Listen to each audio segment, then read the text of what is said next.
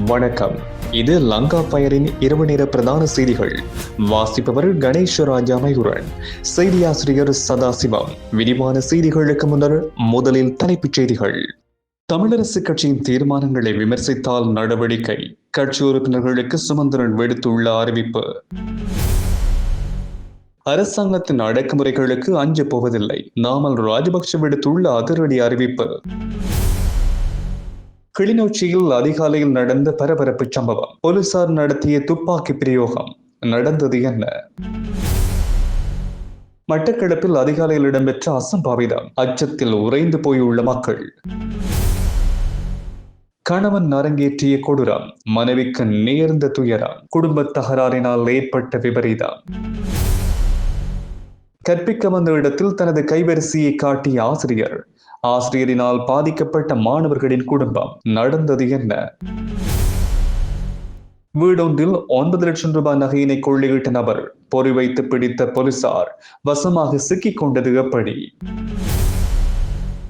கொழும்பின் புறநகர் பகுதியில் மேற்கொள்ளப்பட்ட துப்பாக்கிச் சூடு. இருவருக்கு நேர்ந்த கதை. இனி விரிவான செய்திகள். கிளிநொச்சி தேராவில் பகுதியில் இன்று அதிகாலை 12:45 மணியளவில் மணலேற்றிச் சென்ற வாகனம் மீது போலீசார் துப்பாக்கிச்சூடு நடத்தியுள்ள சம்பவம் பரபரப்பை ஏற்படுத்தியுள்ளது. சந்தேகத்துக்கிடமான குறித்த வாகனத்தை சோதனை நோக்கோடு தடுத்து நிறுத்த முற்பட்ட வேளையில் நிற்காமல் பயணித்தமையினால் அதனை துரத்திச் சென்று பின்புறமாக சுட்டதாக போலீசார் குறிப்பிட்டனர். துப்பாக்கிச் சூட்டை அடுத்து வாகனத்தில் பயணித்தவர்கள் தப்பியோடியதாகவும் வாகனத்தின் பின்பக்கம் மற்றும் டயர் ஆகியன சேதமடைந்துள்ளதாகவும் தெரிவிக்கப்பட்டுள்ளது. இது தொடர்பான மேலதிக விசாரணைகளை போலீசார் மேற்கொண்டு வருகின்றனர்.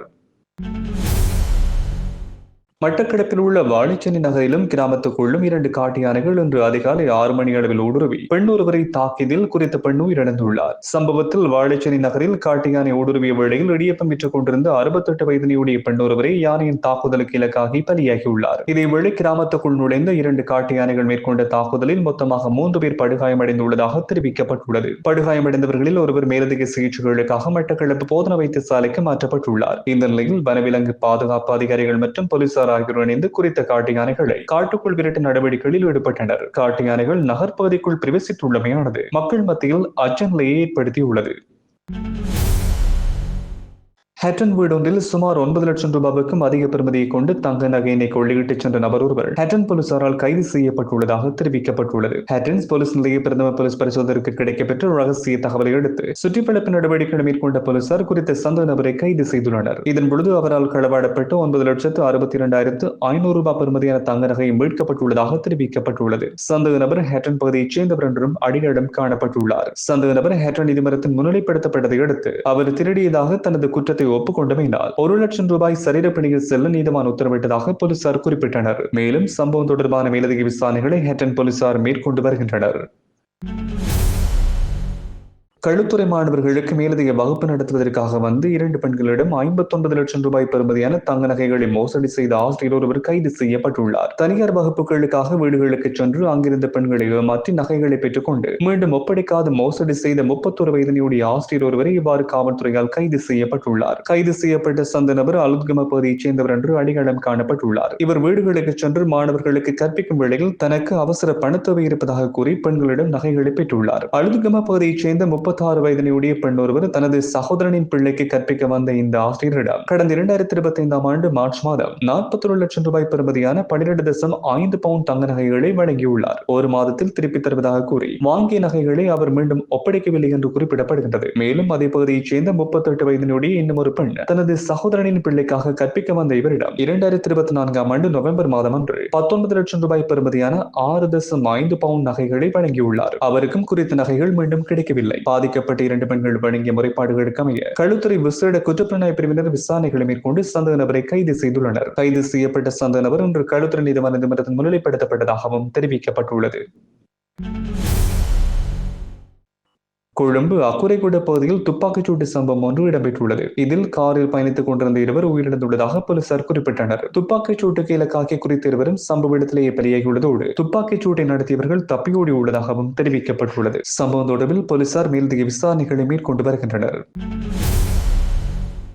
குடும்ப தகராறு காரணமாக வீட்டின் மீது கணவர் பெட்ரோல் குண்டை வீசியமையினால் அவரது 40 வயதினுடைய மனைவி இன்று உயிரிழந்துள்ளார். பிறந்தவர் மெதகம பகுதியைச் சேர்ந்த தமயந்தி ஏகநாயக்க என்று அடையாளம் காணப்பட்டுள்ளார். தம்பதியினரிடையே நீண்ட காலமாக நிலவி வந்த தகராறு காரணமாக கணவர் இன்று காலை வீட்டின் மீது பெட்ரோல் குண்டை வீசியதாக போலீசார் குறிப்பிட்டனர். பெட்ரோல் குண்டினால் வீடு தீப்பிடித்து எரிந்ததோடு மனைவி வீட்டில் இருந்தமையினால் அவர் மீதும் தீப்பிடித்து உள்ளது. இதன் காரணமாக மனைவி சம்பவ இடத்திலேயே பலியாகியுள்ளார். இந்த சம்பவத்தை மேற்கொண்டு சந்தேக நபர் தற்பொழுது அந்த பகுதியை விட்டு தப்பிச் சென்று விட்டதாக தெரிவிக்கப்பட்டுள்ளது. அவரை கைது செய்ய போலீசார் மேலதிக விசாரணைகளை மேற்கொண்டு வருகின்றனர்.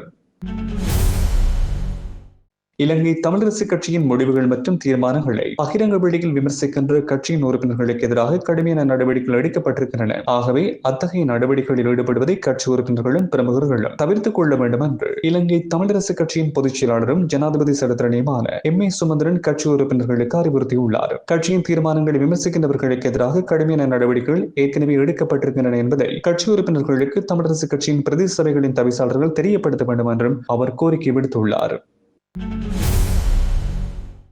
தற்போதைய அரசாங்கம் தனது தோல்விகளை மறைப்பதற்காக அடக்குமுறைகளை கையாள்வதாகவும் இத்தகைய சவால்களுக்கு தமது கட்சி ஒரு பொழுதும் அஞ்சப் போவதில்லை என்று ஸ்ரீலங்கா பொதுஜன பெரமுனவின் தேசிய அமைப்பாளரும் நாடாளுமன்ற உறுப்பினருமான நாமல் ராஜபக்ஷ தெரிவித்துள்ளார். இன்றைய தினம் பத்திரமுலையில் உள்ள ஸ்ரீலங்கா பொதுஜன பெரமுனவின் தலைமையகத்தில் இடம்பெற்ற நிகழ்வின் பின்னர் ஊடகங்களுக்கு கருத்து வெளியிட்ட வேளையில் அவர் இவ்வாறு குறிப்பிட்டார். அரசாங்கம் மக்களுக்கு வழங்கிய வாக்குறுதிகளை நிறைவேற்ற தவறியுள்ள நிலையில் தற்பொழுது தனது இருப்பை தக்க வைத்துக் கொள்ள எதிர்க்கட்சியினரையும் மகா சங்கத்தினரையும் இலக்கு வைத்து அடக்குமுறைகளை ஏவி வருவதாக குற்றம் சாட்டியுள்ளார். குறிப்பாக கடந்த கால போராட்டங்களின் பொழுது இடம்பெற்ற வன்முறைகளை தூண்டியவர்கள் இன்று அதிகாரத்தில் இருந்து கொண்டு பழிவாங்கும் அரசியலில் ஈடுபட்டு வருவதாகவும் அவர் குற்றம் சுமத்தியுள்ளார்.